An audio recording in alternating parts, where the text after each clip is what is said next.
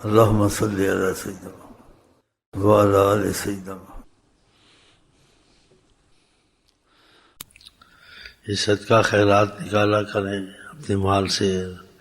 اس کو تنخواہ ملتی ہے اس میں 2%، 5% اپنا رکھے، اس سے مصیبتیں بھی ٹلیں گی، مال میں برکت ہوگی. زندگی کا اصول بنائیں ہمیشہ کے لیے، اوروں کو بھی سکھائیں جتنی اس کی طاقت ہو. آقا نکاح میں قسم کھاتا ہوں صرف صدقے سے مال کم نہیں ہوتا، بلائیں ٹلتی ہیں.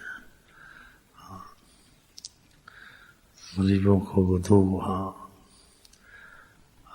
آقا جی نے کہا اللہ تعالیٰ مسکینوں کی محبت اس سے مانگتا ہوں. مسکینوں کے ساتھ محبت کا وسیلہ بھی تو ہونا چاہیے یا نہیں ہونا چاہیے؟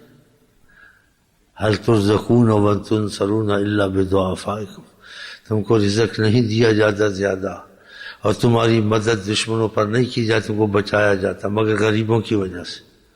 حدیث شریف. 20,000 30,000 کھاتے ہیں حیوانوں کی طرح. 1,000 تنخواہ بھی اس میں سے نکالو، برکت ہوگی. کوئی مصیبتیں آفتوں میں جو تمہارا خرچ ہوگا خدا ادھر سے کم کر دے گا. ہاں نبی کی بات پہ یقین ہونا چاہیے. اپنے زندگی کا اصول بناؤ.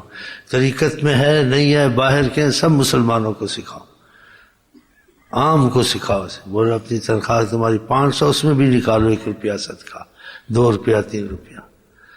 تم کو اور جو مصیبتیں آنے والی سے خدا بچائے گا. اس چیز کو عام کریں. نبی نے کہا تو شحیح بخیل، تو حد درجے کا بخیل ہے، فقر سے ڈرتا، پھر بھی صدقہ کر. فرمایا کہ اس میں تیری بہت رحمت اور بچت ہے. جو تم نے صدقہ کیا وہ تم نے بچا لیا. دیکھا حضرت محمد سے وما تصدقت فابقیت، ایسی تعلیم آپ کو کوئی دے گا؟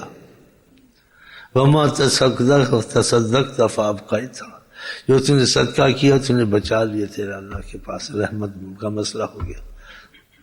ہم نہیں. مصیبت آئے تو صدقہ مصیبت کے بغیر نکالو.